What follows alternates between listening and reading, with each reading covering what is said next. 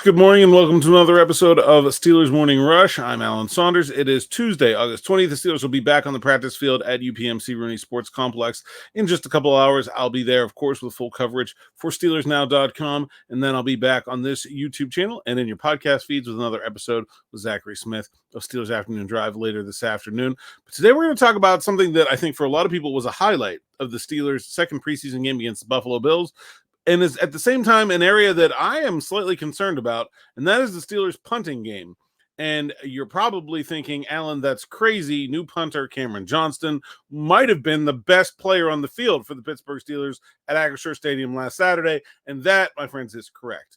But here's what concerns me. We are familiar with the phrase out kicking your coverage, right? And I believe that's exactly what's happening here. And it's not because Cameron Johnston is doing something wrong. It's because the Steelers' coverage has not been very good. They are not getting their gunners downfield anywhere near where the punt is landing. And if you know anything about punt returns, that's kind of what the punt returner wants. If you're going to punt the ball 65 yards, but the punt returner is 20 yards away from where the gunners are when he catches the ball, that is much better for the return team than if you punt the ball 45 yards and the gunners are right there on top of him. You assume that he is going to get at least that distance back, if not more. Because if you have the gunners right on top of him, you're essentially guaranteeing a fair catch. I don't think Cameron Johnston should stop kicking the ball far. I think the Steelers, though, need to figure some things out with this punt team and the gunners specifically. And I wonder, Des Fitzpatrick has been in that job. He doesn't seem like he has a roster spot as a wide receiver. I wonder if they'll look outside the organization down the roster cuts if there's a player that's known as a good punt gunner that they can go find. Maybe one of their old ones. James Pierre is now with Washington. Miles Boykin is with New York. I don't know. I'm not familiar with where those teams are in their depth chart and that kind of thing, but maybe one of those guys will become available. I don't know. They really need to find an answer at punt gunner, though, or those 65-yard kicks are just going to turn into long returns the other way, and that is a big problem. You just can't have it. They have to be better than they've been in covering kicks. I think they've been doing fine in the kickoff rule, but the punts have been concerning, to say the least. I have another worry about punts as well, in that I already think that Mike Tomlin punts way more than he should. If you're familiar with the analytics world, they basically tell you punting is a bad idea more often than it's a good idea. There's actually an entire website called Puntalytics that is devoted to analytics of punters. And what they say is they use a derivation of EPA per play. EPA stands for expected points added.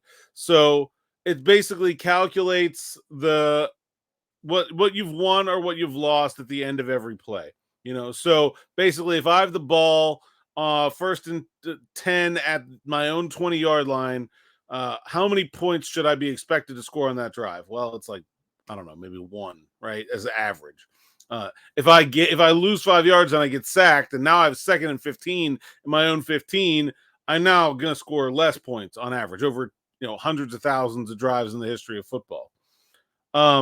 Punting is generally a losing play on an EPA per play basis, to the point that when Puntalytics began and they wanted to try to accurately calculate the impact of punters, they had to rewrite the scale. They because all punts are bad, essentially.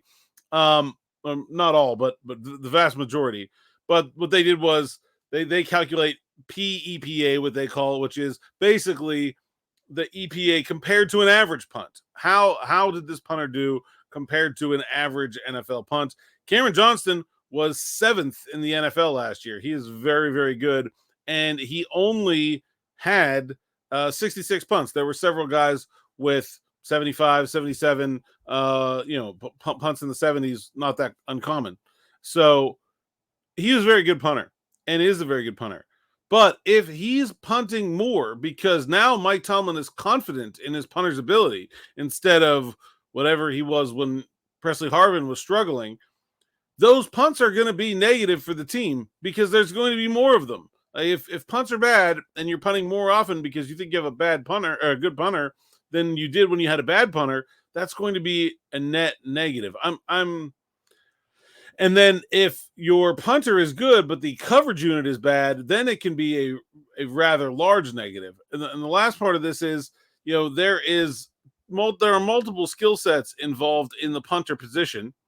And a lot of times you just get to go out there and kick the ball as hard as you want. And that's, when most punts occur.